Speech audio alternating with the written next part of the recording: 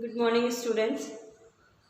In business economics, today we will study about the types of economic activity. In my last lecture, I have already explained you about the how many types of economic activity are there. There are two types of activity. First, economic activity, and second, non-economic activity.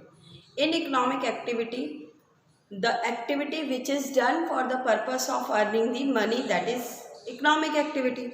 So now today I will explain you about the types of activity, economic activity. Today we will study types of economic activity.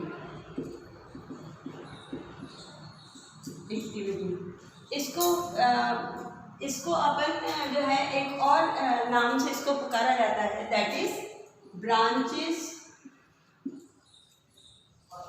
Branches of economics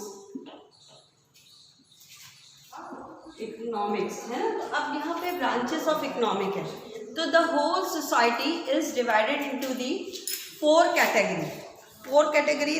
मतलब जो भी हमारे society में economic activity होती है, इसमें the first and the foremost activity is called, तो I will explain you about the types of economic activity. The first is consumption. अब ये इकोनॉमिक एक्टिविटी है जहाँ पे कंजप्शन है, यानी हम किसी भी चीज़ को कंज्यूम करते हैं। तो I am going to read about that. The efforts taken to satisfy the human wants falls into the category of the consumption। अब सबसे पहले ह्यूमन वांट्स जो है ये कैटेगरी ऑफ कंजप्शन है, यानी we have the daily 3 needs. हमारी 3 ज़रूरतें हैं जो कि हमें हर इंसान यानी हर ह्यूमन बीइंग की लाइफ में वो 3 कैटेगरी आती ही आती है। जैसे कि एक कॉमन है रोटी, कपड़ा और मकान, यानी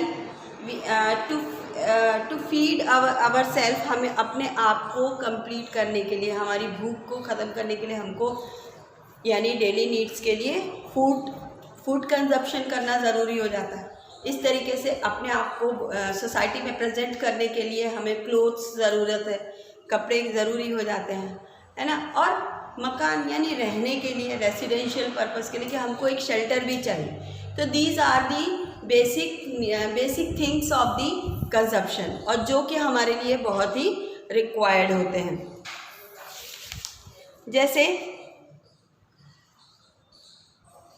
consumption is called as the beginning and end of all the economic activity, यानी जब हमको ये रिक्वायरमेंट ही नहीं होगी तो फिर कंजप्शन की कोई नीड ही नहीं बनेगी, कोई ज़रूरत ही नहीं बनेगी, तो requirement. That's why we can say that कि कंजप्शन जो है वो एक ह्यूमन बीइंग की बिगिनिंग और end of the all economic activity, includes nature of human wants, utility and law relative. तो ये सारी चीज़ें कंजप्शन के अंतर्गत आता है कि जहाँ से जब हमको किसी चीज़ की रिक्वायरमेंट स्टार्ट होगी तभी तो हम उसको फुलफिलमेंट करने के लिए हम इकोनॉमिक एक्टिविटी करेंगे, पैसा कमाने की कोशिश करेंगे, और वहीं से स्टार्टअप होता है इकोनॉमिक्स का। Now I am come to the second one. The second types, production. In the same way, जब beginning of the economic activity ये तभी होता है जब यहाँ से कंजप्शन की रिक्वायरमेंट हमें फील होती है। जब हमें भूख लगेगी जभी तो हम पैसा कमाने के लिए सोचेंगे।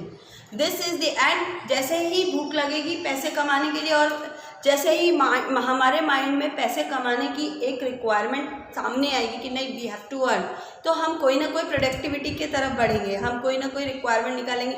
अरे ऐसी बात है, जभी तो देखिए जितने भी नए नए इनोवेशंस हुए हैं ये कहीं ना कहीं किसी न किसी को किसी चीज़ की रिक्वायरमेंट महसूस है। फॉर एग्जांपल यहाँ पर मैं एक एग्जांपल लूँगी, वॉशिंग मशीन। आज हमारी लाइफ का सबसे इम्पोर्टेंट प्रोडक्ट हो गया है, वो हर घर में वो ज़रूरी है।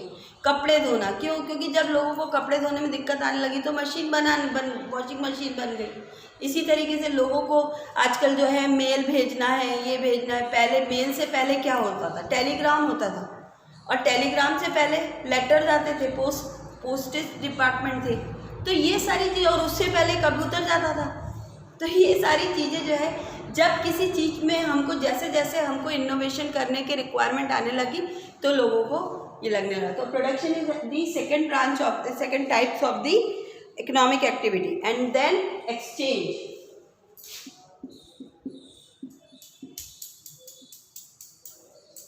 इन द सेम वे एक्सचेंज, भाई अब प्रोडक्शन करने वाला तो फैक्ट्री में प्रोडक्शन कर रहा है, लेकिन उसके पास जब वो प्रोडक्शन करने में इतना व्यस्त है तो वो अपने प्रोडक्ट को लोगों तक पहुंचाए कैसे? जिनके लिए बना रहा है उसके लिए भाई कोई ना कोई मार्केट में ऐसा बंदा है कि अरे उसको बुलाया और बोला कि यार तुम हमारा सामान वहाँ तक पहुँचा दो। तो ये एक्सचेंज फैसिलिटी स्टार्ट हुई कि भाई इससे लिया उसको बेच दिया, उसने लिया, तो ये एक सर्कल बनता है। भाई देखिए, जैसे मैं आपको समझाती हूँ, कंज्यूमर। अब ये कंज्यूमर कहाँ से लेके आता है? रिटेल से, यानी हमारे घर के आसपास की जो भी दुकानें हैं हम वहाँ से लाते हैं। अब ये रिटेलर कहाँ से लाता है? होलसेलर। अब ये रिटेलर होलसेलर से सामान लेके आता है, और ये होलसेलर कहाँ से लाता है? प्रोड्यूसर से। तो ये जो है सोसाइटी की एक पूरी कंटिन्यू चेन बनी हुई है। ये जो प्रोड्यूसर है, प्रोडक्शन यानी ये जो प्रोड्यूसर है ये अपना सामान बेचने के लिए किसको देता है? होलसेलर। तो ये इन दोनों के बीच में क्या हुआ? एक्सचेंज हुआ। इसी तरीके से होलसेलर ने रिटेल को दिया, तो रिटेल और होलसेलर के बीच में भी क्या हुआ? एक्सचेंज हुआ। और रिटेल और रिटेलर ने किसको दिया? कंज्यूमर ने। तो कंज्यूमर और होलसेलर के बीच में क्या हुआ? एक्सचेंज हुआ। इस तरीके से ये एक एक्सचेंज भी जो है ये हमारी इकोनॉमिक एक्टिविटी का एक और टाइप है। And the next is distribution.